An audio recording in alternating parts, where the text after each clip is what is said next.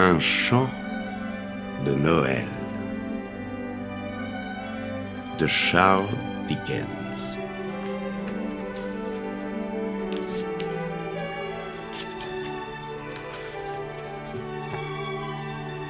Dans ce petit livre peuplé de fantômes, j'ai tenté de faire apparaître le fantôme d'une idée qui, je le promets, ne fâchera mes lecteurs ni avec eux-mêmes, ni les uns avec les autres, ni avec la saison ou avec moi. Qu'il hante plaisamment leur demeure et que personne ne souhaite le reposer. Leur fidèle ami et serviteur, Charles Dickens, décembre 1843.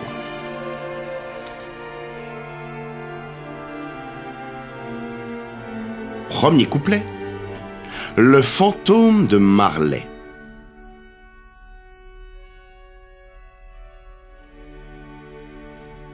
Disons-le d'emblée, Marley était mort. Là-dessus, pas l'ombre d'un doute. Le registre mortuaire portait la signature du pasteur, du clerc de paroisse, de l'entrepreneur des pompes funèbres et de la personne qui avait mené le deuil. C'est Scrooge qui avait signé, et son nom était une garantie suffisante en bourse, là où il choisissait d'intervenir. Donc, le vieux Marley était mort comme un clou de porte. Attention, je ne veux pas dire par là que je sais par expérience ce qu'il y a de particulièrement mort dans un clou de porte. Pour ma part, j'aurais été tenté de considérer que l'article de quincaillerie le plus mort qui soit dans le commerce, c'est le clou de cercueil. Mais la sagesse de nos ancêtres réside dans cette comparaison, et mes mains profanes n'iront pas la troubler, ou c'en est fait de notre pays. Vous me permettrez donc de répéter, avec insistance, que Marley était mort comme un clou de porte. Et Scrooge, savait-il qu'il était mort ? Bien sûr que oui. Comment aurait-il pu en être autrement ? Scrooge et lui étaient associés depuis je ne sais combien d'années. Scrooge était son seul exécuteur testamentaire, le seul administrateur de ses biens, son seul mandataire, son seul légataire universel, son seul ami, le seul qui eût assisté à son enterrement. À dire vrai, même Scrooge ne fut pas marqué par ce triste événement au point de ne pas se comporter en excellent homme d'affaires le jour même de ses funérailles. Pour en marquer la date, il conclut ce qui, à n'en pas douter, était une affaire. Cette allusion aux funérailles de Marley me ramène à mon point de départ. Marley était mort. Là-dessus, pas l'ombre d'un doute. Il faut que ce soit bien compris, sans quoi il n'y aura rien de merveilleux dans l'histoire que je vais raconter. Si nous n'étions pas parfaitement convaincus que le père de Hamlet est mort avant le début de la pièce, il n'y aurait rien de plus remarquable à le voir en plein vent d'Est faire une petite promenade nocturne sous les remparts de son propre château qu'à voir tout autre monsieur d'âge mûr s'aventurer la nuit dans un endroit plein de courants d'air. Mettons par exemple le cimetière de Saint-Paul, dans le seul but de frapper d'étonnement l'esprit débile de son fils. Scrooge n'avait jamais effacé le nom du vieux Marley. Il était toujours là, des années après, peint au-dessus de la porte du magasin. Scrooge et Marley. La maison était connue sous ce nom, Scrooge et Marley. Scrooge se faisait appeler par les nouveaux clients parfois Scrooge et parfois Marley. Mais il répondait aux deux noms. Pour lui, c'était tout un. Oh, mais c'est qu'il maniait la meule d'une poigne ferme, ce Scrooge. Le vieux coquin de Rapia, il n'avait pas son pareil pour presser, arracher, accaparer, gratter et tenir sans lâcher. Dur et tranchant comme le silex dont jamais acier ne fit jaillir une étincelle généreuse, et puis secret avec ça, renfermé et solitaire comme une huître. Sa froideur intérieure glaçait les traits de son visage vieilli, pinçait son nez pointu, ridait sa joue, rendait sa démarche roide et ses yeux rouges, bleuissait ses lèvres minces et s'exprimait avec âpreté dans sa voix discordante. Un givre blanc recouvrait sa tête, ses sourcils, son menton fin et nerveux. Il emmenait partout avec lui, toujours sa température au-dessous de 0. Il glaçait son bureau les jours de canicule et ne les dégelait pas d'1 degré à Noël. La chaleur et le froid extérieur avaient peu d'effet sur Scrooge. Aucune chaleur ne parvenait à le réchauffer, pas plus qu'un temps d'hiver ne pouvait le refroidir. Le vent qui soufflait n'était pas plus âpre que lui. La neige en tombant n'allait pas plus droit à son but. La pluie battante n'était pas plus inexorable. Un temps exécrable ne savait par où l'atteindre. Les plus fortes averses, la neige, la grêle et le grésil, ne pouvaient se vanter d'avoir sur lui qu'un seul avantage. Souvent, il donnait sans lésiner. Scrooge, jamais. Personne ne l'arrêtait jamais dans la rue pour lui dire d'un air joyeux « Comment allez-vous, mon cher Scrooge? Quand viendrez-vous me voir ?» Aucun mendiant n'implorait de lui la moindre aumône. Aucun enfant ne lui demandait l'heure. On ne vit jamais personne, homme ou femme, lui demander, ne serait-ce qu'une fois, comment se rendre à tel ou tel endroit, jusqu'aux chiens d'aveugles qui semblaient le connaître. En le voyant arriver, il entraînait leur maître sous les portes cochères et au fond des cours, puis remuait la queue comme pour dire « Oh, maître plongé dans le noir, ne vaut pas d'œil du tout que le mauvais œil !» Mais qu'importait à Scrooge? C'était précisément ce qu'il aimait. Se frayer un chemin solitaire le long des sentiers fréquentés de la vie. Avertir toute sympathie humaine de se tenir à distance. C'était pour Scrooge du vrai nanan, comme disent les connaisseurs. Un beau jour, parmi tous les jours heureux de l'année, celui de la veille de Noël, le vieux Scrooge était installé à son bureau, plongé dans ses comptes. Il faisait un froid vif et mordant, avec du brouillard pour ne rien arranger. Scrooge entendait la respiration sifflante des gens qui allaient et venaient dans la ruelle et qui, pour se réchauffer les extrémités, frappaient des mains sur leur poitrine et tapaient des pieds sur le trottoir.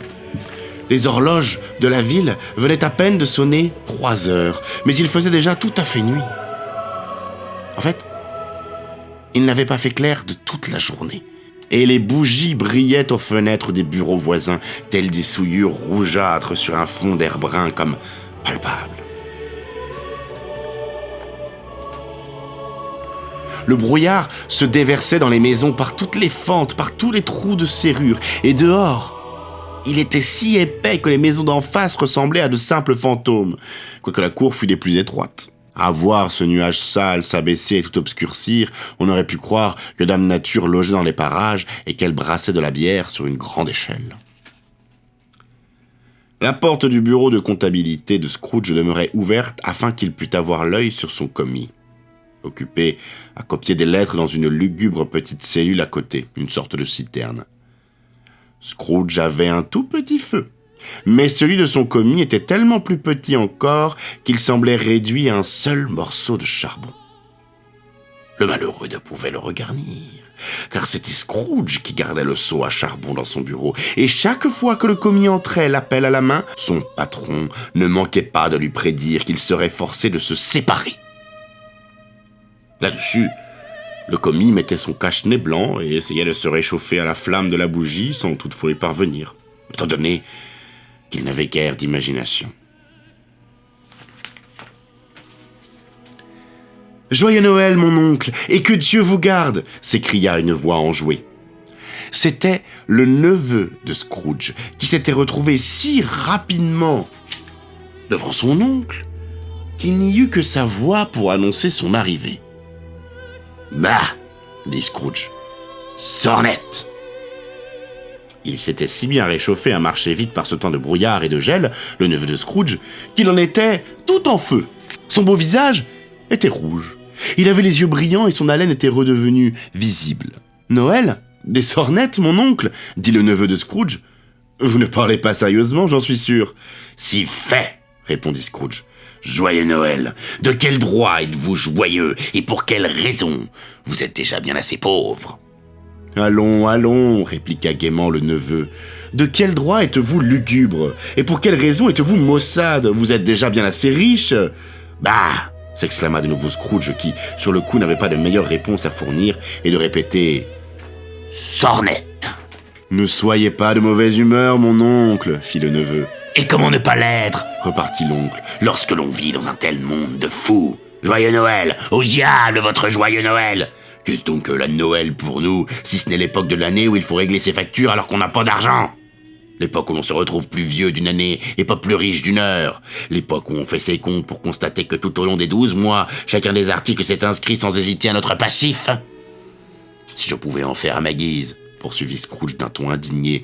Chaque imbécile qui court les rues, un joyeux Noël à la bouche, serait mis à bouillir avec son propre pudding et enterrer une branche de houx plantée dans le cœur. Ah ça oui! Mon oncle, protesta le neveu. Mon neveu, rétorqua l'oncle d'une voix sévère. Fêtez Noël à votre manière et laissez-moi le fêter à la mienne. Vous, fêtez Noël? Répéta le neveu de Scrooge. Mais vous ne le fêtez pas, mon oncle. Laissez-moi ne pas le fêter, alors, dit Scrooge. Grand bien vous fasse, grand bien il vous a fait jusqu'à présent. Il y a bien des choses dont j'aurais pu retirer quelques biens et dont, je l'avoue, je n'ai pas profité, répondit le neveu. Noël, entre autres. Mais une chose est certaine, chaque fois qu'il est revenu, j'ai toujours considéré Noël. Et je ne parle pas de la vénération que l'on doit à son nom et à son origine sacrée, si toutefois on peut ne pas en parler en évoquant Noël et ce qui s'y rattache. Comme je disais, j'ai toujours considéré Noël comme une bonne époque. Une époque de gentillesse, de pardon, de charité, de joie. À ma connaissance, la seule dans le long calendrier de l'année où tous, hommes et femmes, semblent d'un commun accord ouvrir librement leur cœur fermé et voir dans les gens qui leur sont inférieurs, de vrais compagnons de voyage sur le chemin du tombeau, et non des êtres d'une autre race, en route vers d'autres buts. Voilà pourquoi mon oncle, même si Noël ne m'a jamais mis la moindre parcelle d'or ou d'argent dans la poche, je crois que oui, il m'a fait du bien, et oui, il m'en fera encore. Aussi dis-je, vive Noël! Le commis, du fond de sa citerne, se mit à applaudir sans le vouloir. L'instant d'après, il avait pris conscience de l'inconvenance de sa réaction. Il se mit à tisonner le feu, dont il éteignit pour toujours le dernier semblant d'étincelle. « Vous, encore le moindre bruit de votre côté, dit Scrooge, et vous fêterez votre Noël en perdant votre place. Quant à vous, monsieur, ajouta-t-il en se tournant vers son neveu, vous êtes en vérité un puissant orateur. Je m'étonne que vous n'entriez pas au Parlement. Ne vous fâchez pas, mon oncle. Allons, venez dîner demain chez nous. » Scrooge dit qu'il voudrait le voir aller au diable. Oui, en vérité, il alla jusqu'à dire cela. Il n'hésita pas à employer cette expression et déclara qu'il le verrait d'abord réduit à cette extrémité. « Mais pourquoi » s'écria son neveu. « Pourquoi donc ?»« Pourquoi vous êtes-vous marié ?» demanda Scrooge. « Parce que je suis tombé amoureux ?»« Parce que vous êtes tombé amoureux. » grommela Scrooge, comme si c'était la seule chose au monde plus ridicule encore qu'un joyeux Noël. « Bien le bonjour. »« Mais mon oncle, vous ne veniez jamais me voir avant mon mariage. Pourquoi me donner cette raison pour ne pas venir maintenant ?»« Bon après-midi, » dit Scrooge. « Je n'attends rien de vous, je ne vous demande rien. Pourquoi ne pouvons-nous être amis ?»« Bon après-midi, » dit Scrooge. « Je regrette de tout mon cœur de vous voir si obstiné. Il n'y a jamais eu entre nous de querelle, ou moi j'ai pris part du moins. Mais j'ai fait cette tentative en l'honneur de Noël, et je garderai ma bonne humeur de Noël jusqu'au bout. Ainsi donc, joyeux Noël, mon oncle !»« Bon après-midi, » dit Scrooge. « Et bonne et heureuse année !»« Bon après-midi, » dit Scrooge. Malgré tout, le neveu quitta la pièce sans un mot de colère. Il s'arrêta à la porte d'entrée pour présenter ses vœux de fin d'année au commis. Bien qu'il eût très froid, ce dernier se montra plus chaleureux que Scrooge, car il les lui rendit cordialement. « Alors là, en voilà un autre, » marmonna Scrooge, qu'il entendit de sa place. « Mon commis avec ses 15 shillings par semaine. Une femme. Des enfants qui parlent d'un joyeux Noël. Il y a de quoi se retirer chez les fous. » En allant reconduire le neveu de Scrooge, le dément en question avait introduit 2 autres personnes, des messieurs corpulents et à l'air avenants. Ils étaient à présent dans le bureau de Scrooge, chapeau bas, des registres et des documents à la main. Ils le saluèrent. « Scrooge et Marley, si je ne m'abuse » dit l'un d'eux en consultant sa liste. « Est-ce à monsieur Scrooge ou à monsieur Marley que j'ai le plaisir de m'adresser ?»« Monsieur Marley est mort depuis 7 ans, » répondit Scrooge. « Il y aura tout juste 7 ans ce soir même. » « Nous ne doutons pas que sa générosité ne soit bien représentée par son associé survivant, » dit l'inconnu en tendant son autorisation de quête.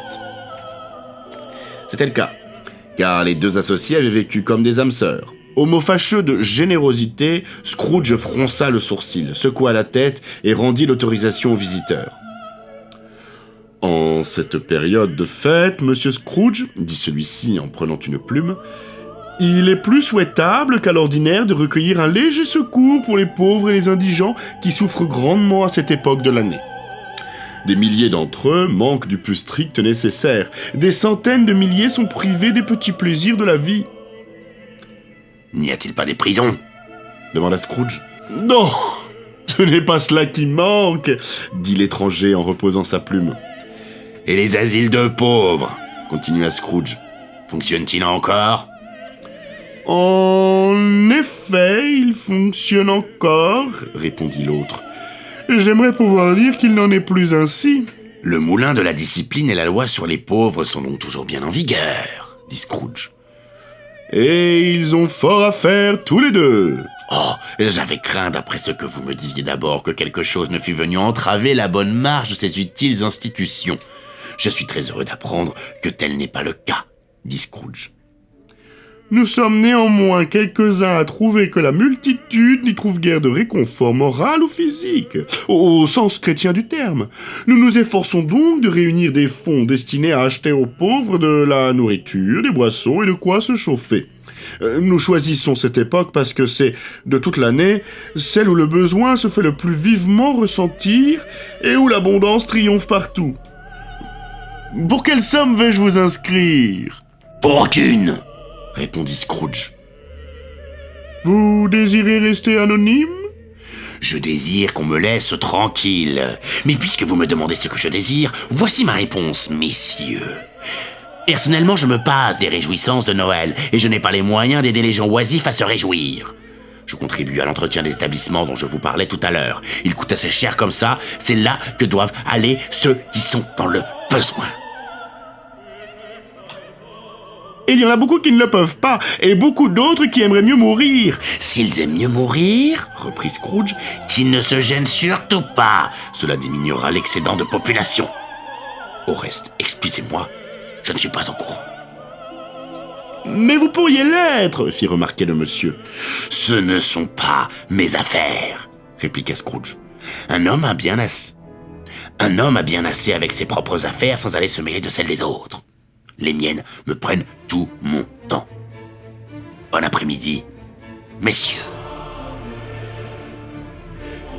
Voyant clairement qu'il serait inutile d'insister, les deux inconnus se retirèrent. Scrooge se remit au travail, de plus en plus content de lui et d'une humeur plus enjouée qu'à son ordinaire. Cependant, le brouillard et l'obscurité s'épaississaient tellement que l'on voyait des gens, une torche allumée à la main, courir en tous sens et proposer au cocher de les guider en marchant devant les chevaux. On cessa de voir la tour fort ancienne d'une église, dont la vieille cloche renfrognée n'arrêtait pas la sournoise d'épier Scrooge par une fenêtre gothique pratiquée dans le mur. Dans les nuages, elle se mit à sonner les heures et les quarts qu'elle fit suivre de vibrations frémissantes, comme si elle avait les dents qui claquaient là-haut dans sa tête gelée. Le froid se fit plus intense. Dans la grande rue, au coin de la cour, des ouvriers qui réparaient les conduites du gaz avaient allumé un grand feu dans un brasero, autour duquel s'était formé un groupe d'hommes et de gamins déguenillés qui, d'un air de ravissement, se chauffaient les mains et clignaient les yeux devant la flamme. On avait délaissé la pompe à eau dont le trop-plein, rancunier, se figea avant de former un bloc de glace misanthrope. Les lumières brillantes des magasins, où les branches et les baies de houx craquaient à la chaleur des lampes dans les vitrines, jetaient un reflet rougeâtre sur le visage pâle des passants. Les commerces de volailles et les épiceries étaient devenus un splendide divertissement, un magnifique spectacle qu'il était pour ainsi dire impossible d'associer avec l'idée ennuyeuse de négoce et de vente. Du haut de sa puissante forteresse de Mansion House, le Lord Maire ordonnait à sa cinquantaine de cuisiniers et sommeliers de fêter Noël comme il se doit dans la maison d'un Lord Maire. Quant au petit tailleur qu'il avait condamné le lundi précédent à une amende de 5 shillings pour avoir arpenté les rues ivre et assoiffé de sang, il tournait dans sa mansarde le pudding du lendemain tandis que sa maigre épouse, leur bébé dans les bras, sortait acheter la pièce de bœuf. Et le brouillard et le froid qui redoublaient. Un froid vif, pénétrant, mordant, Si le bon Saint Dunstan avait seulement pincé le nez du malin avec un peu de ce genre de temps, au lieu de se servir des instruments qu'on connaît, pour le coup, ce dernier en aurait poussé des hurlements. Le propriétaire d'un jeune nez de rien du tout, rongé et mâchonné par le froid vorace comme os rongé par les chiens, se baissa devant le trou de serrure de Scrooge pour le régaler d'un chant de Noël. Mais au premier son de « Dieu vous bénisse, joyeux messieurs, que rien votre cœur ne vienne effrayer », Scrooge saisit sa règle de façon si énergique que le chanteur s'enfuit terrifié, abandonnant le trou de serrure au brouillard et, plus approprié encore, au givre. Enfin arriva l'heure de fermer le bureau. À contre-cœur, Scrooge descendit de son tabouret et le fit savoir tacitement à son commis, qui attendait avec impatience dans la citerne.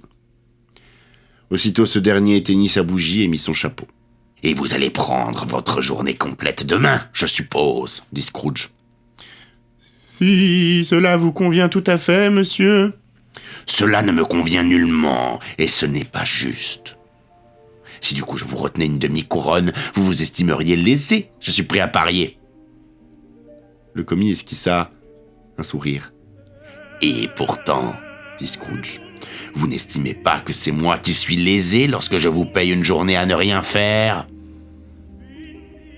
Le commis lui fit remarquer que cela n'arrivait qu'une fois l'an. « La belle excuse pour mettre la main dans la poche d'un homme tous les 25 décembre, dit Scrooge en boutonnant son pardessus jusqu'au menton. Mais je suppose qu'il faut bien vous donner la journée tout entière. Tâchez d'arriver d'autant plus tôt le lendemain matin. » Le commis le promit et Scrooge sortit en grommelant. En un clin d'œil, le bureau fut fermé. Les deux extrémités de son cache-nez blanc pendant au-dessous de sa ceinture, car l'homme ne pouvait se targuer de posséder un pardessus, le commis s'en alla faire une glissade sur la pente de Cornhill à la suite d'une bande de gamins. Il refit cette glissade une 20aine de fois en l'honneur de la veille de Noël avant de rentrer à toutes jambes chez lui, à Camden Town, pour y jouer à Colin-Maillard. Scrooge prit son triste dîner dans la triste taverne où il mangeait d'ordinaire. Après avoir lu tous les journaux et charmé le restant de la soirée grâce à son livre de contes, il rentra se coucher. Il habitait un logement qui avait autrefois appartenu à Feu, son associé. C'était une enfilade de pièces lugubres qui faisait partie d'une grande bâtisse sombre située au fond d'une cour. Et cette bâtisse avait si peu de raison de se trouver là qu'on ne pouvait s'empêcher d'imaginer qu'elle était venue s'y blottir un jour que, dans sa jeunesse, elle jouait à cache-cache avec d'autres maisons et que par la suite elle n'avait pas su retrouver la sortie. À présent, c'était une bâtisse bien vieille et bien triste car personne hormis Scrooge n'y habitait. Tous les autres appartements étaient loués comme bureaux. La cour était si sombre que Scrooge lui-même, qui en connaissait pourtant le moindre pavé, était obligé d'avancer à tâtons. Le brouillard et le givre enveloppaient si bien le vieux porche noir de la maison qu'on avait l'impression de voir le génie de l'hiver assis sur le seuil, plongé dans ses mornes méditations. Alors voilà. Le fait est qu'il n'y avait absolument rien de particulier dans le marteau de porte, sinon qu'il était trop gros. Le fait est aussi que Scrooge le voyait chaque jour, matin et soir, depuis qu'il s'était installé là, qu'en outre il possédait aussi peu de ce qu'il est convenu d'appeler de l'imagination, que n'importe quel habitant de la cité de Londres, y compris même, osons le mot, la municipalité au grand complet, conseillers et membres des guildes en livrée inclus. Également, que l'on garde bien à l'esprit l'idée que Scrooge n'avait pas repensé une seule fois à Marley depuis qu'il avait, cet après-midi même, fait allusion à son ancien associé, dont la mort remontait à 7 ans. Qu'on m'explique alors, si l'on peut, comment il se fait qu'au moment où Scrooge introduisit sa clé dans la serrure, il vit, dans le marteau en question, sans la moindre transition, non plus un simple marteau, mais le visage de Marley. Le visage de Marley. Et il n'était pas plongé comme les autres objets de la cour dans une ombre impénétrable. Au contraire, il paraissait baigné d'une lueur sinistre, comme un homard avarié dans une cave obscure. Il n'exprimait ni colère ni cruauté. Il regardait Scrooge, comme Marley avait eu coutume de le faire. Ses lunettes, fantomatiques, relevées sur son front de fantôme. Les cheveux bougeaient d'étranges façons, comme par l'effet d'un souffle ou d'une vapeur chaude, et les yeux, quoique grands ouverts, demeuraient parfaitement immobiles. Cette circonstance, ajoutée à la couleur livide du visage, rendait le tout horrible. Mais Cette horreur semblait exister indépendamment de ce visage hors de son contrôle, sans émaner de son expression propre. Alors que Scrooge considérait fixement ce phénomène, le marteau reprit son apparence première. Ce serait mentir que de dire que Scrooge ne tressaillit pas ou qu'il ne sentit pas lui courir dans les veines une sensation terrible qu'il n'avait plus éprouvée depuis son enfance.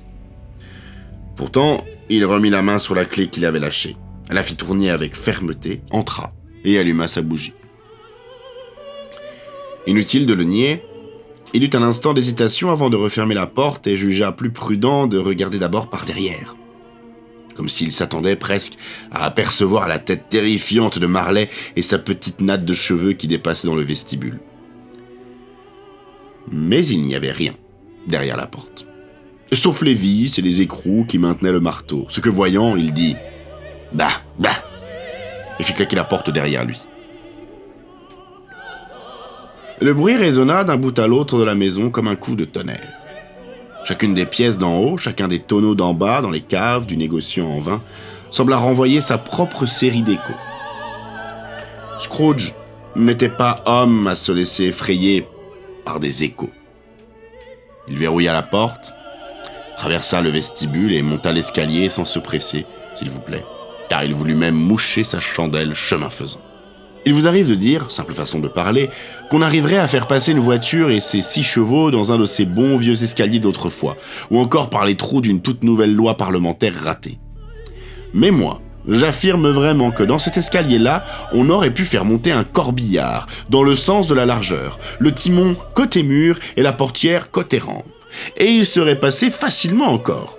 Il y avait largement la place et même plus qu'il n'en fallait.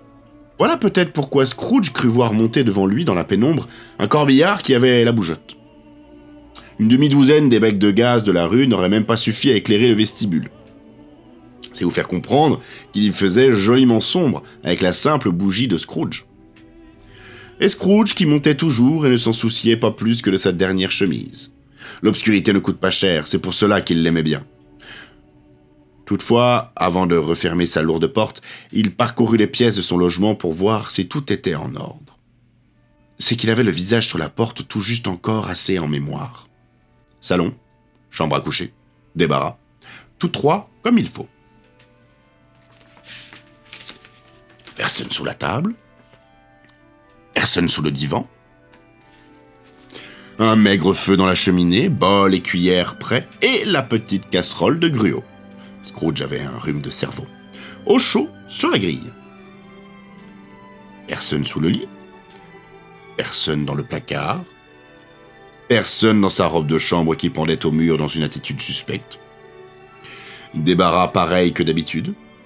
Vieux pare-feu, vieille savate, 2 bourriches à poisson, table de toilette sur 3 pieds et un tisonnier.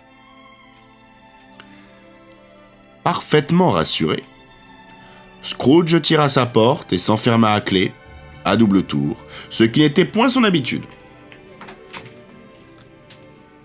À l'abri de toute surprise de la sorte, il ôta sa cravate, enfila sa robe de chambre et ses pantoufles, mit son bonnet de nuit et s'assit devant le feu pour prendre son gruau. C'était en vérité un très petit feu, pour ainsi dire rien pour une nuit si froide. Scrooge fut obligé de s'asseoir tout près et de le couver en quelque sorte avant de pouvoir extraire la moindre sensation de chaleur de cette simple poignée de combustible. La cheminée était ancienne. Elle avait été construite il y a longtemps par quelques marchands hollandais. Et son entourage était carrelé de curieuses faïences hollandaises qui représentaient des scènes bibliques. Il y avait des Caïns et des Abel, des filles de Pharaon, des reines de Saba, des anges porteurs de messages qui descendaient du ciel sur des nuages semblables à des lits de plumes, des Abraham, des Balthazar, des apôtres qui s'embarquaient dans des bateaux en forme de saucières, des centaines de personnages aptes à distraire sa pensée. Et cependant, le visage de Marley, mort depuis 7 ans, vint s'interposer comme la baguette du prophète antique et absorber tout le reste. Si chacun de ces carreaux lisses avait été un cadre vide, doué du pouvoir d'utiliser les fragments épars de la pensée de Scrooge pour faire naître quelque image, c'est une copie de la tête du vieux Marley qui aurait figuré sur chacun d'eux. Sors net !» dit Scrooge, en s'éloignant à l'autre bout de la pièce. Après avoir fait plusieurs allées et venues, il finit par se rasseoir.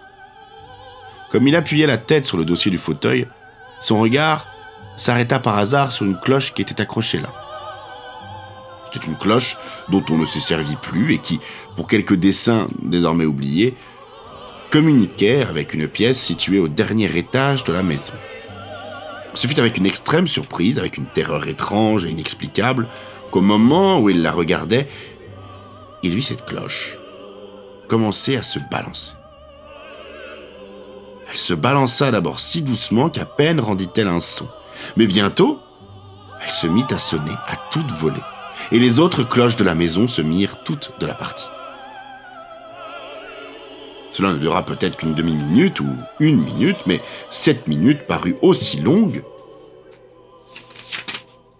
qu'une heure. Les cloches s'arrêtèrent comme elles avaient commencé, tout en même temps. Il y eut alors un bruit de ferraille montant des profondeurs du bâtiment, comme si quelqu'un à la cave traînait une lourde chaîne sur les tonneaux du négociant en vin. Scrooge se rappela alors avoir ouï dire que, dans les maisons hantées, les fantômes traînent des chaînes, à ce qu'il paraît. La porte de la cave s'ouvrit brusquement dans un horrible fracas. Il entendit alors le bruit s'amplifier aux étages inférieurs, monter l'escalier et enfin s'avancer directement vers sa porte. « C'en est encore que tout cela !» dit Scrooge. « Je ne veux pas y croire !» Cependant, il changea de couleur lorsque, sans le moindre temps d'arrêt, la chose traversa la lourde porte et pénétra dans la pièce sous ses yeux. À ce moment précis, la flamme mourante se ranima brutalement comme pour crier « Je le reconnais! C'est le fantôme de Marley !» avant de retomber. Le même visage. Exactement le même. Marley. Avec sa petite natte de cheveux, et toujours son gilet, sa culotte collante et ses bottes. Leurs glands de soie se hérissaient tout comme sa natte, les pans de son habit et les cheveux qui lui couvraient le crâne. La chaîne qu'il traînait était attachée autour de sa taille. Elle était longue et s'enroulait autour de lui comme une queue. Elle était faite, car Scrooge l'examina de près, de cassettes, de clés, de cadenas, de grands livres, d'actes notariés et de bourses pesantes forgées en acier. Son corps était transparent. Si bien qu'en l'observant et en regardant à travers son gilet, Scrooge voyait les 2 boutons cousus dans le dos de son habit.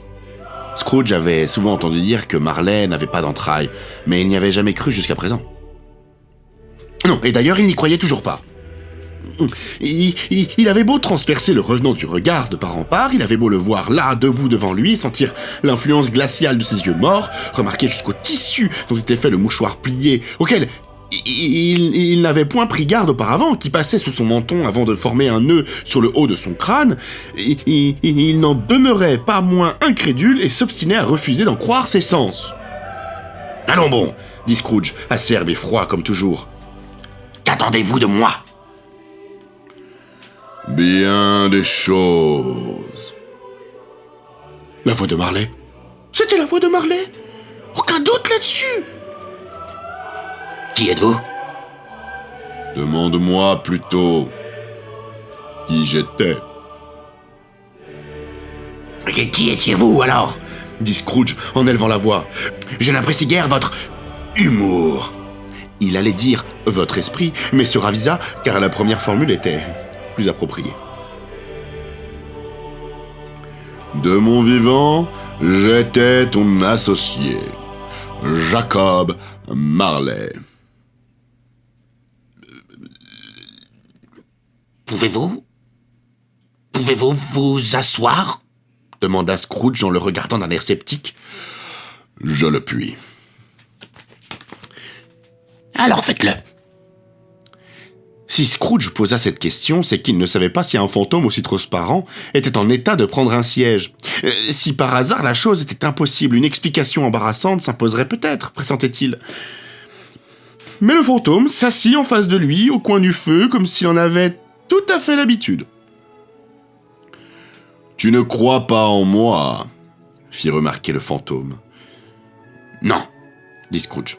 « Quelle preuve de ma réalité voudrais-tu avoir, outre le témoignage de tes sens ?»« Je ne sais pas trop, » répondit Scrooge. « Pourquoi doutes-tu de tes sens ?»« Parce que, » répondit Scrooge, « rien ne les trouble. Il suffit d'un léger problème d'estomac pour en faire des trompeurs, et vous pourriez bien n'être au bout du compte qu'un petit morceau de bœuf mal digéré, une pointe de moutarde, une miette de fromage, un fragment de pomme de terre mal cuite. Qui que vous soyez pour un mort, vous évoquez plutôt la bière que la mise en bière. » Scrooge n'avait pas trop l'habitude de faire des calembours, et au fond de lui-même, il ne se sentait alors franchement pas enclin à la plaisanterie. À la vérité, s'il essayait de faire le malin, c'était dans l'espoir de penser à autre chose, et ne pas céder à l'effroi, car la voix du spectre le troublait jusqu'à la moelle des os. Demeurer rien qu'un instant assis à contempler en silence ses yeux vitreux fixés sur lui jouerait un tour diabolique. Scrooge le sentait bien.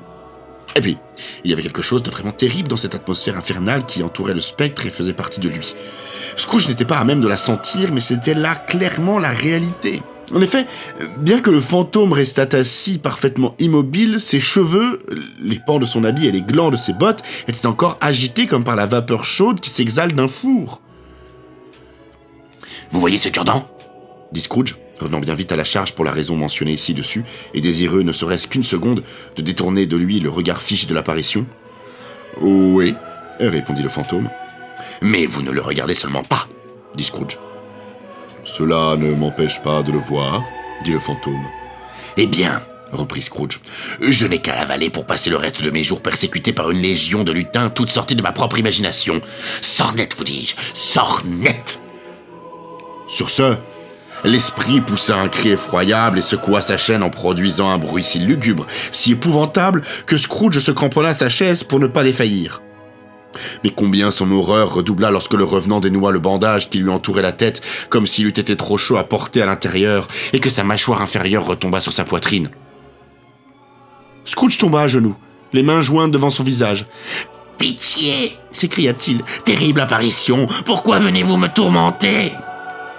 « Créature à l'esprit matérialiste !» répliqua le fantôme. « Crois-tu en moi? Oui ou non ?» « J'y crois !» dit Scrooge. « Il le faut bien, mais pourquoi les esprits errent-ils sur la terre et pourquoi est-ce à moi qu'ils viennent ?» « On exige de chacun d'entre nous, répondit le fantôme, que l'esprit qui l'habite se mêle à ses semblables et voyage de tous côtés. Si cet esprit se soustrait à la tâche qui est la sienne pendant la vie, alors il est condamné à l'accomplir après la mort. Il est voué à errer de par le monde. Oh malheur à moi, pour devenir le témoin de choses qu'il ne peut partager, mais qu'il aurait pu partager sur terre, pour en faire du bonheur. À nouveau, le spectre poussa un cri, secoua sa chaîne et tordit ses mains chimériques. « Vous êtes enchanté » dit Scrooge tout tremblant. « Dites-moi pourquoi. »« Je porte la chaîne que j'ai forgée de mon vivant, » répondit le fantôme. « C'est moi qui l'ai faite, maillon par maillon, un pied à la fois. Je l'ai attachée autour de mon corps de mon plein gré, et c'est de mon plein gré que je l'ai portée. Est-elle d'un modèle qui puisse te surprendre ?» Scrooge tremblait de plus en plus. « Ou bien voudrais-tu connaître, poursuivit le fantôme, le poids et la longueur du câble énorme que tu portes toi-même. Il était largement aussi long et aussi lourd que cette chaîne que tu vois il y a de cela 7 veilles de Noël. Tu as travaillé à l'allonger depuis. C'est une chaîne pesante à présent. » Scrooge regarda autour de lui sur le plancher car il s'attendait à se trouver lui-même entouré de quelques 50 ou 60 brasses de câbles de fer. Mais il ne vit rien. « Jacob, dit-il d'un ton suppliant, mon vieux Jacob, Marley, parle-moi encore, dis-moi des mots de réconfort, Jacob. »« Je n'en ai pas à offrir, reprit le fantôme. Le réconfort vient d'ailleurs, Ebenezer Scrooge. Ce sont d'autres ministres qui l'apportent, et à des hommes d'un autre genre. Je ne puis plus te dire tout ce que je voudrais, quelques paroles de plus me sont juste permises. Je ne puis me reposer, je ne puis m'arrêter, je ne puis m'attarder nulle part. Mon esprit n'est jamais allé au-delà de notre bureau de comptabilité. Et maintenant, écoute bien ceci. De mon vivant, Mon esprit n'est jamais allé vagabonder au-delà des étroites limites de ce trou qu'était notre maison de change. Et voilà pourquoi il me reste tant de pénibles voyages à accomplir. » Scrooge avait l'habitude, chaque fois qu'il devait réfléchir, d'enfoncer les mains dans les poches de sa culotte. C'est ce qu'il fit pour méditer les paroles du fantôme, mais sans relever les yeux et en restant agenouillé. « Il faut donc que tu n'aies pas été efficace, Jacob !» observa Scrooge en parlant en véritable homme d'affaires, mais toutefois avec humilité et déférence. « Pas efficace !» répéta le fantôme. « Mort depuis 7 ans !» rumina Scrooge. « Et en route depuis tout ce temps ?»« Tout ce temps !» dit le fantôme, sans trêve ni repos, l'incessante torture du remords. « Et tu voyages vite ?» demanda Scrooge. « Sur les ailes du vent !» répliqua le fantôme. « En 7 ans, tu aurais pu en parcourir du chemin !» reprit Scrooge. À ces paroles, le fantôme poussa un nouveau cri et produisit avec sa chaîne un fracas si horrible dans le morne silence de la nuit que le guet aurait eu toutes les raisons du monde de le poursuivre en justice pour tapage nocturne. « Oh, captif, enchaîné, chargé encore de fer !» s'écria le revenant. « Dire que tu ignores que les siècles qui voient des créatures immortelles accomplir d'incessants labeurs se feront éternité pour cette terre, avant que ne soit complètement réalisé le bien dont elle est susceptible. Dire que tu ignores que tout esprit chrétien œuvrant avec bonté dans sa petite sphère, peu importe laquelle, se rendra compte que sa vie sur terre est bien trop brève pour qu'il emploie tous les importants moyens de se rendre utile qui sont à sa disposition. Dire que tu ignores qu'aucune immensité de regrets ne peut compenser les occasions manquées au cours d'une seule et unique vie, et pourtant, moi aussi, j'étais ainsi.